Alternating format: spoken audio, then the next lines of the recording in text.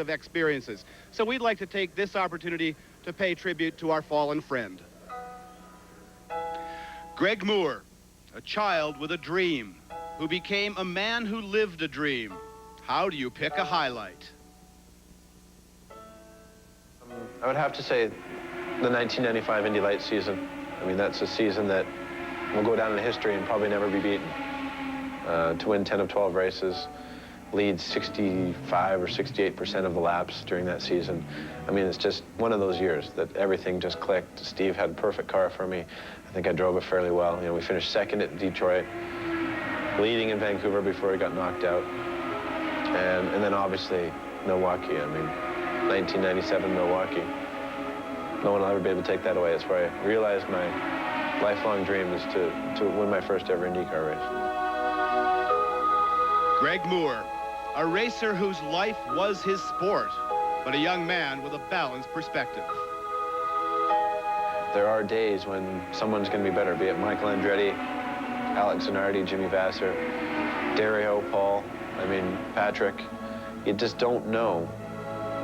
You know, one day it could be your day, and there are days when everything's not going to go away, and if we've got a fifth-place car, we have to try and put it to third, but you can't try and take it past the limit to first.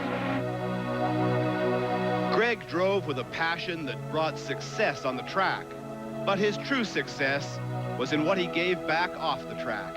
Scary to think that I'm a role model, but yeah, I mean, obviously I am.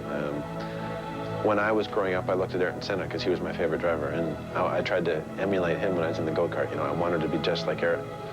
And, you know, be it a basketball player, hockey player, football player, baseball, like you said, once you get to the pinnacle and you're a top-notch athlete, a world-class athlete, you are a role model. There's no doubt about it.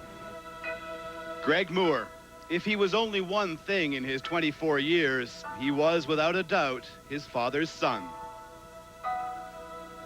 You know, he had the drive to, when I said I wanted to try it, to go out and buy a go-kart, when he knew what racing was all about, knew that it was a very intense sport, but he had the guts to go out and do it. You know, and then just the faith in my abilities all the way along. And then also, you know, you got to look at Steve Chalice. I mean, he's been with me since 1991 as my engineer, and I can almost guarantee you there's no one up and down this pit lane that has that 8-year relationship with their engineer. Greg Moore, focused on his goals, a driver who knew what he wanted and gave his all.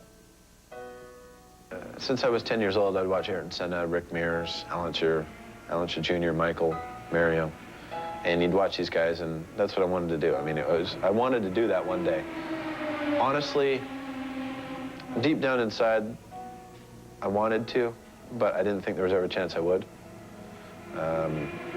You know, a kid growing up in Coquitlam and Maple Ridge, there's no way that you can, you know, 99.999% of the people won't be able to do it. But with the faith that my dad had in me and other people along the way, here we are. Thank you, Greg. Thank you for living your dream. But even more, thank you for your friendship. Thank you.